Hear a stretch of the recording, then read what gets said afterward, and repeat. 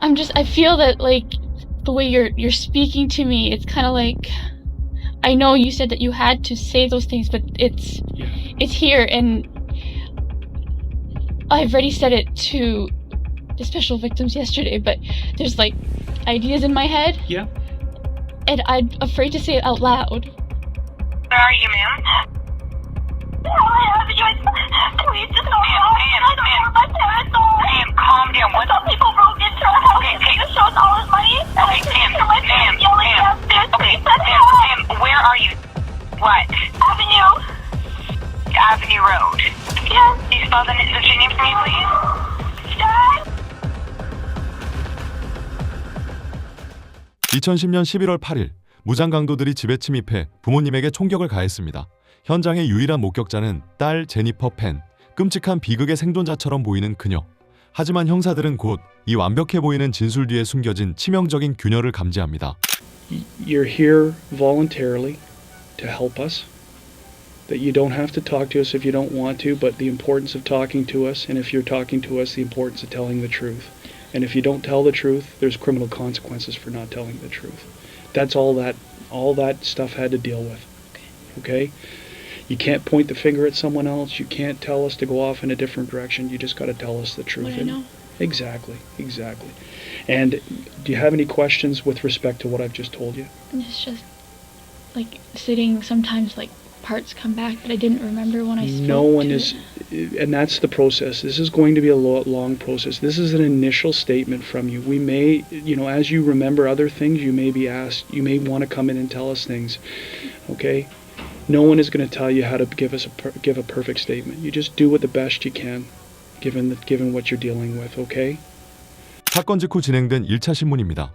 랜디 형사는 그녀를 용의자가 아닌 철저한 피해자로 대우합니다. 완벽하게 말할 필요 없다. 천천히 말해도 괜찮다. 이것은 배려가 아닙니다. 그녀가 안심하고 자신의 시나리오를 마음껏 늘어놓도록 만들기 위한 형사가 깔아놓은 멍석입니다. So we're through the forms. That's the administrative process about this. Now I want you to sort of take yourself back to earlier on today, yesterday, meaning the 8th of November, and tell me about your day. Okay, start at any point in time, wherever you feel comfortable, and then we're gonna move forward. Okay. Yesterday, probably around 9 o'clock in the morning, 9:30. My mother, she woke me up and she told me that she was going to visit my grandfather, who was ill, and that she was going to go over pick up my aunt to go. Once we stepped out of the house, there were a few police officers barricading the driveway, and so she called me down, and when I came down, the officers just said that there was like a gas leak in the area, and they were just as precaution evacuating. And before we could walk over to a safer place, they said that the evacuation had been moved to somewhere else, that it was safe to go back home. With that, my mom decided for me to stay home, and because I have some piano history stuff that I'm working on, so I was doing that on the computer, played a little piano. I forget what time my mom came home, probably around like 3:30. My father came home later than usual. He said that he had forgot to lock a toolbox and had to turn back, but I'm not exactly sure. He just was home later than usual. Okay. Once he came home, he phoned up my uncle and asked him to go to buy USB pen, I think, just to go shopping with him because my uncle doesn't drive. They left, so my mom had prepared dinner because she was heading to go dancing that night, line dancing.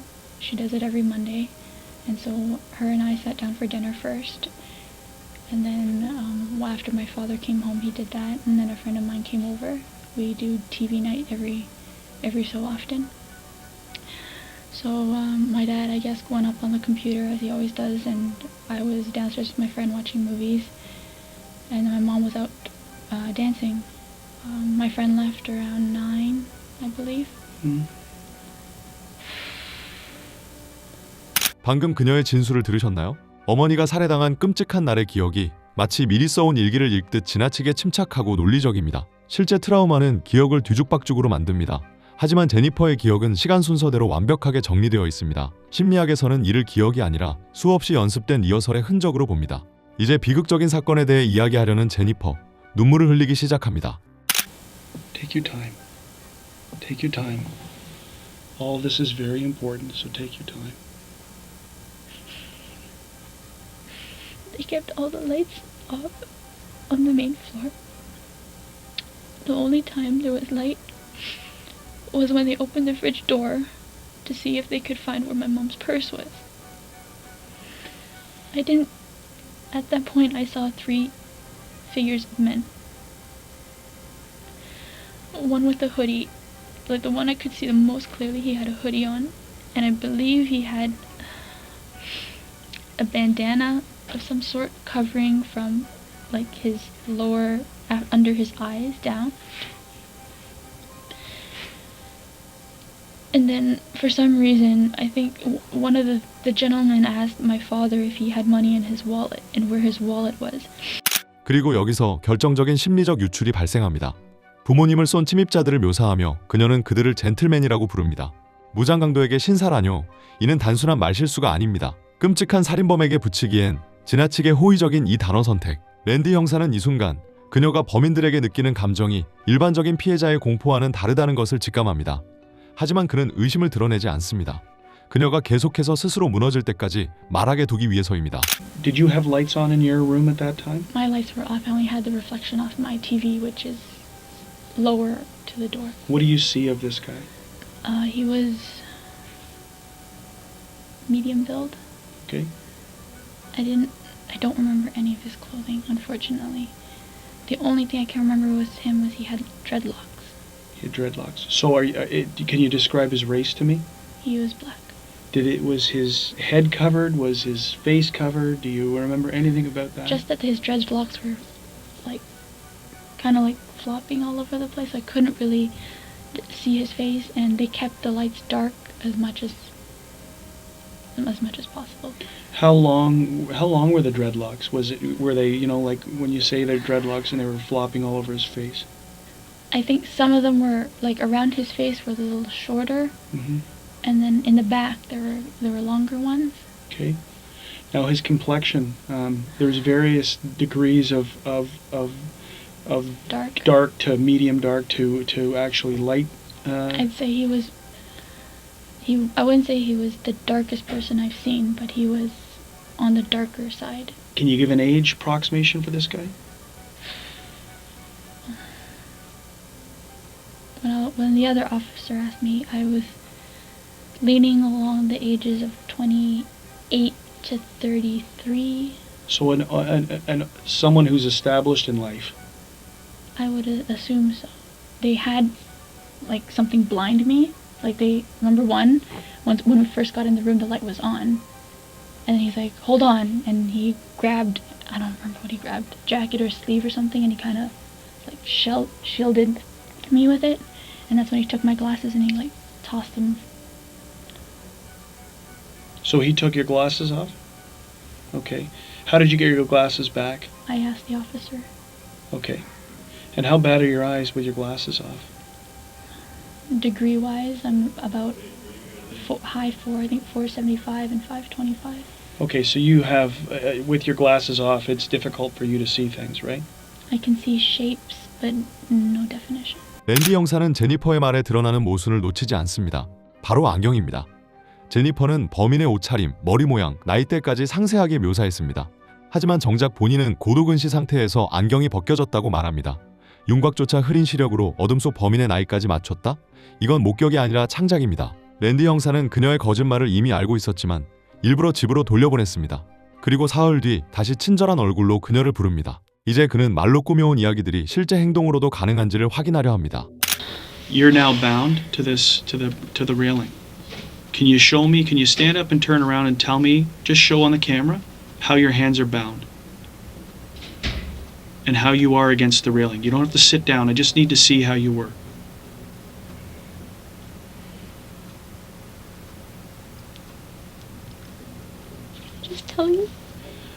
the only reason that I'm trying to, I need to do this is that I'm also going to ask you is that so take this back to take it out of a traumatizing event, which it is, and put yourself into a more clinical position, because I want to see how you could physically get your phone out of your waistband. We're obviously going to need to know that. It's very important. So traumatize away, now put yourself into just a state of, I need to mechanically show how I can get access to my phone. Okay, because that's obviously very relevant. We know you made the phone call, but questions are going to obviously raise is that if my hands are bound and I'm against the railing, how do I talk to a 911 operator? Okay, so clinically, this is now a clinical demonstration. Just stand up, focus in on how you did it.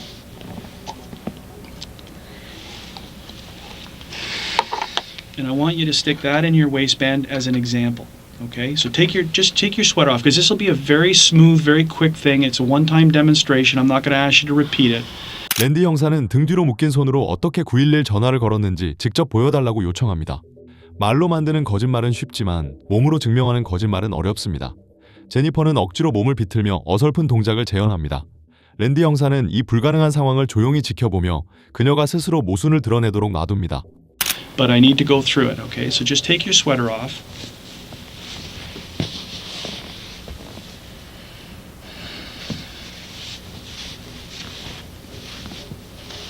Stand up and turn around. Put this in the side that you believe it was in. Great. Turn around so that you're looking away from me. You're looking exactly like, now here is where the banister is. Put your hands back behind your back, exactly how you remember they were. Okay?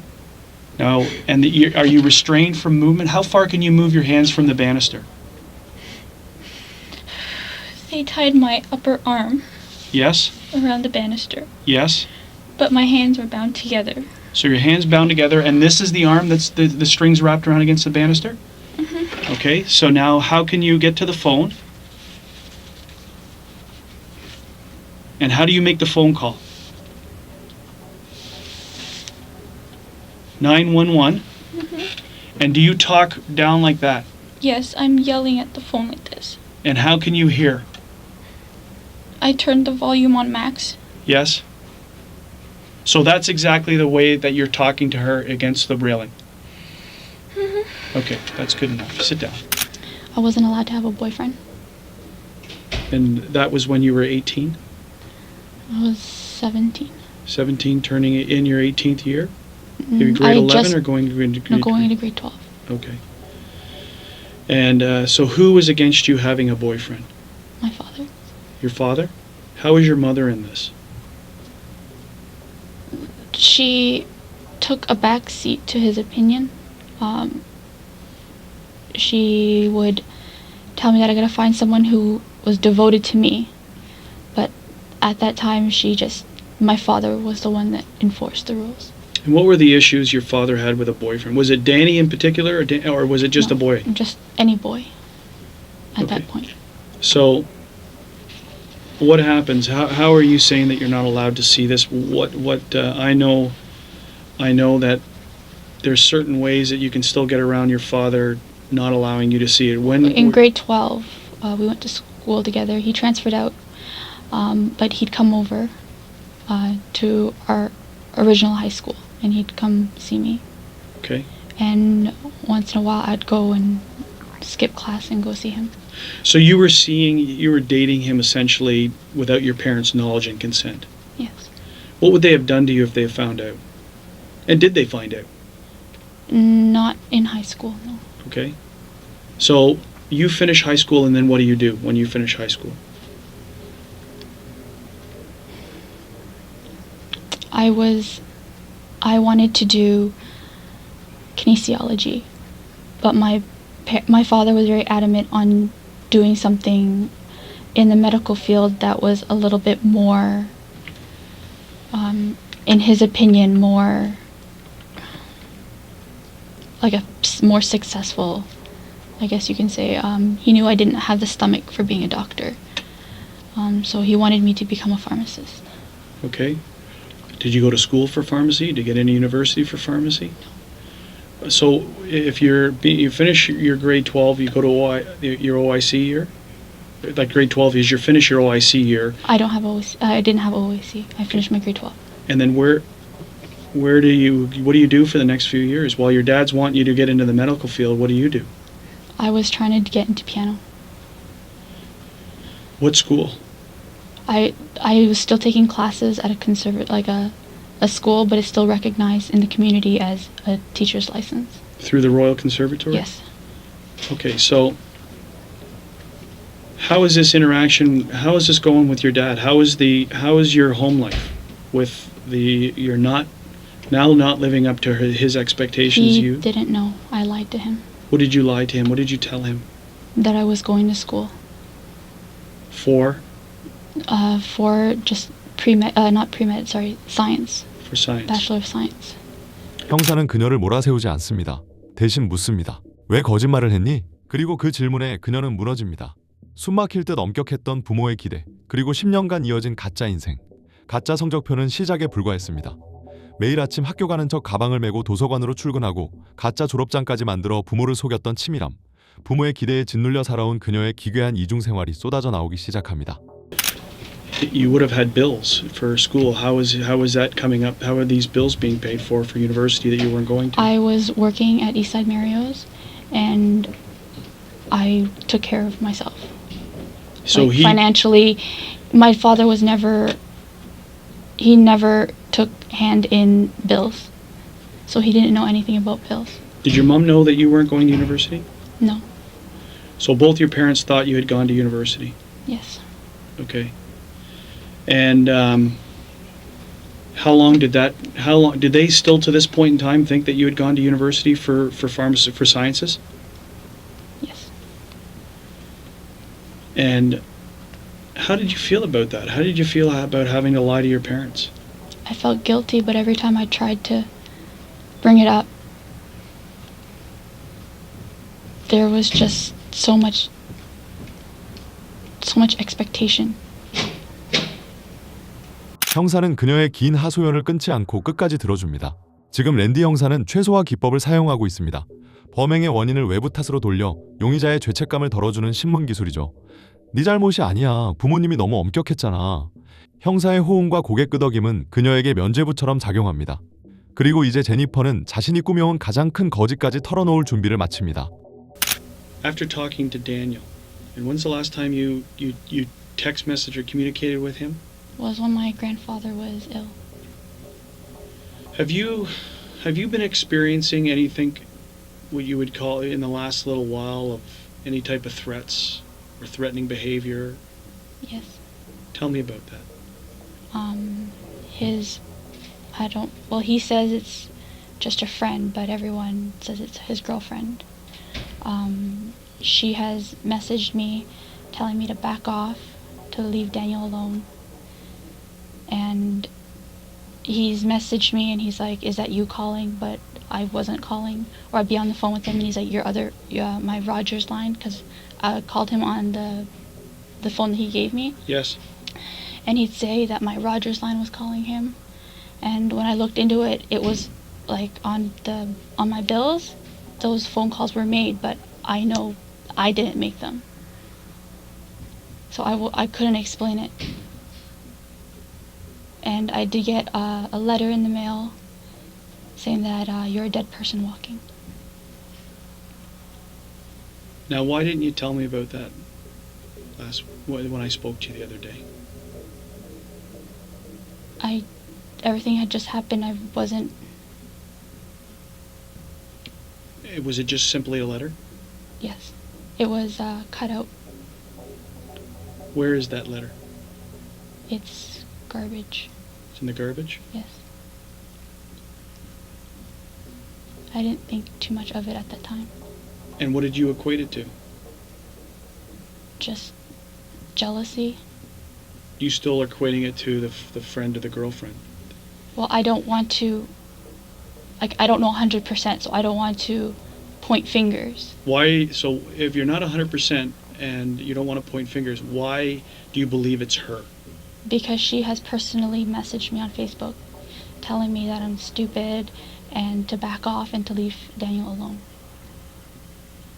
Okay. And sometimes when I text him, she texts me using his phone, telling me that he's with his girlfriend Christine and to leave him alone.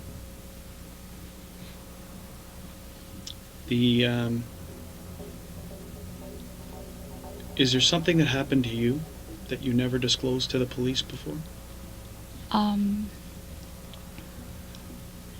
That is something I lied to him about. Okay. Tell me about that. I told him I was, but I was just very depressed and. Sorry, this is very embarrassing. You haven't reported it to the police, right? This is an interaction between you and an ex-boyfriend, okay? So you're not in any trouble for this, and it's important that we clear it up because he's telling us stuff, Yes. and then we're coming back to you. So Yes, but this is something I lied to him about. okay. And you say you were depressed, and when did this happen? When did you tell him about this? Maybe a year ago. A year ago. And what was it that you told him? That someone came to the door, and when I went to open the door, they pushed me down. Did you give descriptions? Did you provide descriptions to him about it? I might have. I don't remember exactly what I said. Okay. But you're telling me to my face that this never happened. This never happened. Okay. So this isn't something that we need to be looking at as something that's tied to this. No, that was my lie to him. Okay. For attention, isn't. Now, what was his reaction to that? Report it. But it wasn't real, so I didn't report it. Okay. Now, did you ever have a figure if Daniel stopped being a drug dealer or engaged in, or is he still dealing with that? Again, this is not criminal. It's more in lines of, what would link someone to think that they're coming to your house for a large quantity for money, which is an obvious question. I've asked him what he's up to, and he just says running, like doing runs. But I don't ask him into detail. So when he says he's doing runs, you're equating that to he's still running drugs. Running errands, running drugs, seeing people. You just didn't ask him. I just kind of went blind ear because I'm not with him. Okay. Did you ever receive, again, we're going to ask it, did you ever receive any other type of threatening text messages that, more than just words of what a person says, don't see him or don't, did you ever receive anything that was Threatening? Yeah. I did get some, but I couldn't, what's the word I'm looking for? It said that we have people that can erase this message. But it was just words. It was just stay away. What were the words? Just stay away. Stay away. Chrissy and Danico, one life, one destiny, or something like that. So it was more in line with Danny and more in line with the relationship. Just pretty much just leave, for me to stay away. There was never any threat to you from any other anonymous. It always seems to you to have the air of Danny's girlfriend or friend that's sending these threats. He says that it's not her, but from all the messages are pretty much just to leave him alone so he can be happy. Okay. But there's no phone number that these things are coming back from? No. Being sent from? No. Did you ever... I know it's absurd, but I couldn't explain it. No, I don't...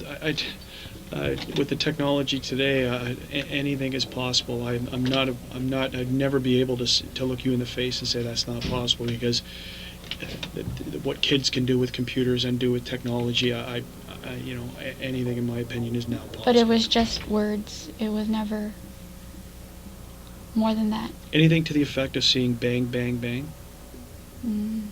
To me? Yes. No. Okay. Are you aware of someone else getting a message like that? Daniel said that he got messages saying fun, fun, fun, bang, bang, bang. And what did he ever equate that to? Did he tell you? He just said these messages basically kept telling him to make sure I stayed away from him and to make that girl happy. Okay. And that they knew what he was up to. They even said that they knew like I'd text him something, and for some reason they knew that I texted him, and that they knew that I called him, stuff like that. Do you have you ever received, other than that letter? That other thing I also made up, the bullet in the mail. I made that up. And how long ago was that? Just a few months ago. Okay. And was that an attention grabber for him again? Yes. 제니퍼는 전 남자친구의 관심을 얻기 위해 성폭행 피해를 당했다는 거짓말과 총알 협박 자작극까지 벌였다고 고백합니다. 랜디 형사는 그 모든 말에 왜 거짓말을 했냐고 비난하지 않고 들어줍니다. 왜일까요? 작은 거짓들을 스스로 인정하게 만들어 결국 이 사건에서 가장 중요한 거짓도 드러낼 수밖에 없는 길로 밀어넣기 위해서입니다. 학력 위조와 자작극, 허언들까지 모두 털어놓은 순간 랜디 형사는 오랜 시간 숨겨왔던 날카로운 발톱을 드러냅니다. 그는 제니퍼를 이해해서 들어준 것이 아니었습니다. 그녀를 벼랑 끝으로 몰기 위해 잠시 착한 형사의 가면을 쓰고 있었을 뿐입니다. You've lied to your parents, right? About going to school. You've lied to Daniel about being and about receiving a bullet. Who's to say this whole thing isn't a lie? That what you're telling me is a lie? Because if you are lying, it's the most cold-blooded thing that I have ever faced in my life.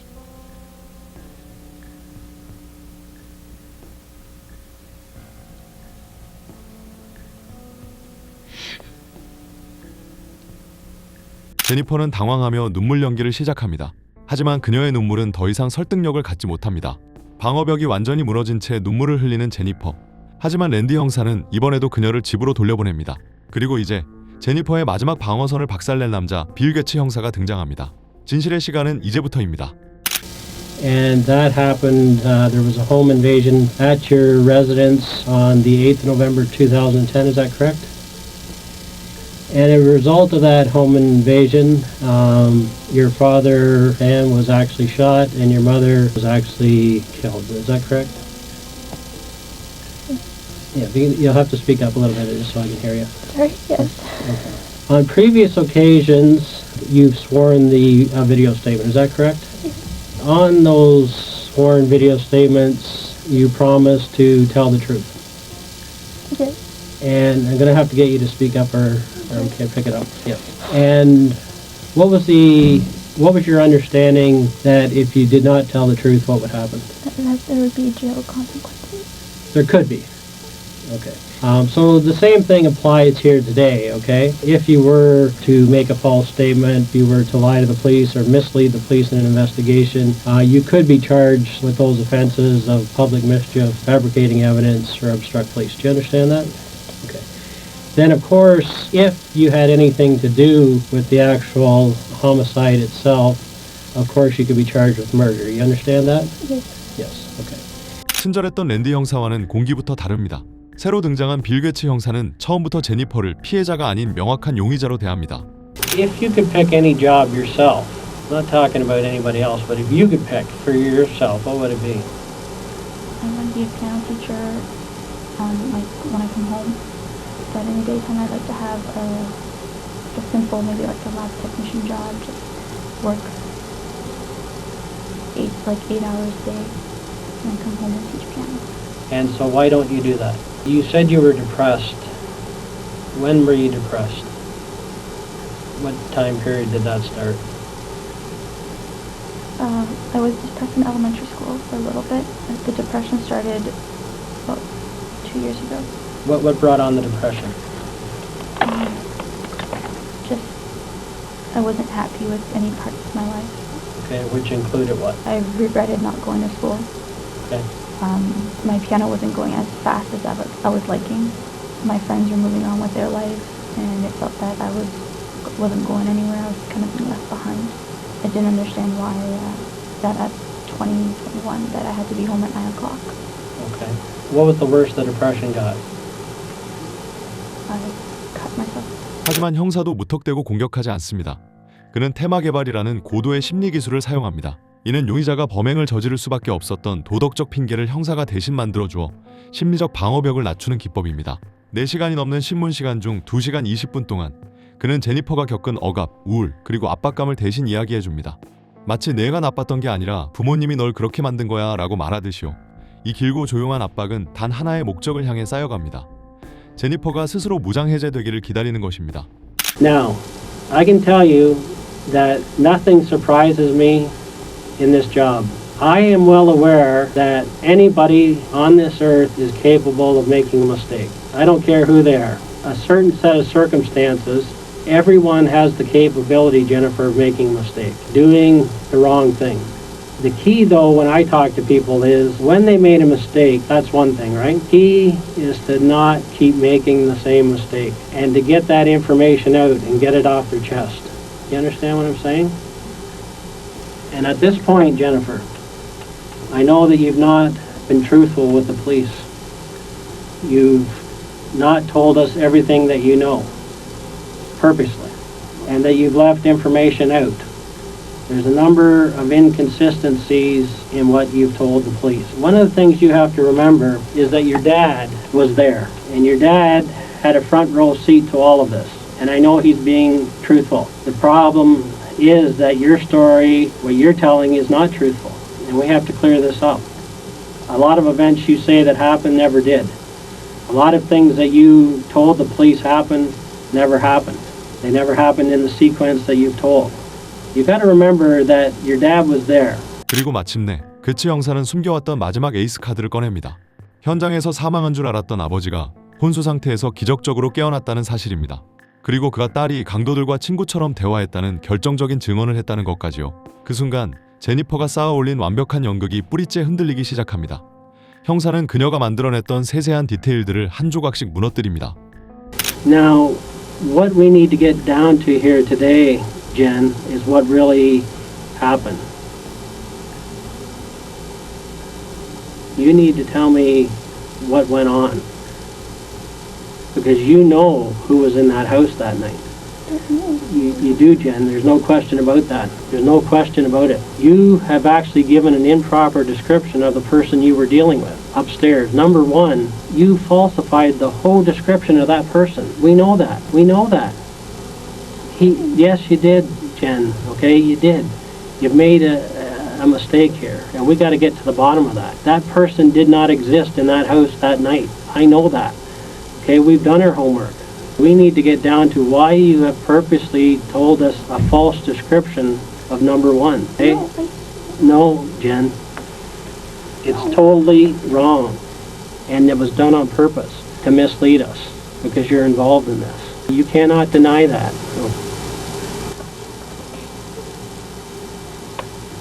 So we're supposed to take the whole family out? No, just me.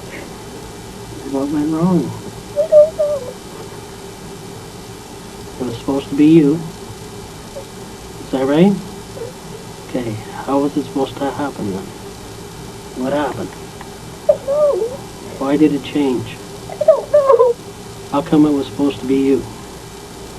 Because I didn't want to be here anymore. Why not? Because I was such a disappointment. 압박을 견디지 못한 제니퍼는 결국 첫 번째 자백을 합니다. 하지만 그것조차 거짓이 섞여 있었습니다.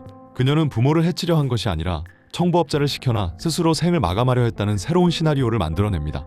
자신이 의뢰한 건 맞지만 그 타겟은 부모님이 아니라 자기 자신이었다며 끝까지 피해자 흉내를 내는 것이죠. So, why did it happen this way then? I don't know. Why was it supposed to be you? Everyone could be free from me. Because I was a disappointment in everything. Okay, but why did it have to happen this way? You told these guys to come and kill you? Jen? Yeah. I'm an expert in determining truth and half-truths. What you've just told me is half the truth. Now, what I do believe is that you went to somebody, and I do believe that night you paid them the $2,000. That's the true part. But what's not true is it was never for you. Okay, you went to this person and you asked them to do a job, and the job was for your parents. Okay, that's what we got to get to here. I know that's what really happened, Jen. That's what really happened. You're telling me half the truth. I'm going to get the other half out here. Maybe you were supposed to be part of it, but you definitely wanted your parents out of the picture. Okay, that was for sure. Sit up and listen to me for a minute, because this is important. Because of how you've been treated for the last 7-8 years of your life, you no longer know how to tell the whole story, the truth from the start, okay? You've been conditioned just to tell little bits of the truth and little bits about lies, right? That's what you've done for 8 years now. That's how you've lived. It's an instinct now. You did ask someone to come to the house, Jen, but it wasn't for you. It was supposed to be. You asked them to do this job on your parents, Jen. Let's be truthful, okay? Nobody's going to come there and get the wrong people. They're not going to tie you up and just kill your parents. That's not going to happen. That's not realistic. That never happened. They were there because you planned this. They were there because you gave the order, okay? If you wanted to kill yourself, Jen, you're not going to pay somebody $2,000 to do it. I couldn't do it myself. Okay, So but there's other ways. And if that was going to happen, they could have taken you outside and done it anywhere. It wouldn't matter, would it? There's no need to involve other people in this. If you really wanted to die, all they would have had to do is pull up beside you in a car and shoot you. 하지만 숙련된 형사는 이 절반의 진실을 단호히 거부합니다. 그는 이 사건의 진짜 목적을 이미 알고 있었기 때문입니다. 형사는 마침내 그녀의 눈을 똑바로 쳐다보며 가장 핵심적인 질문을 던집니다. You let them in the house. You let them in. We know that. You went downstairs and you opened that door for them. We know that.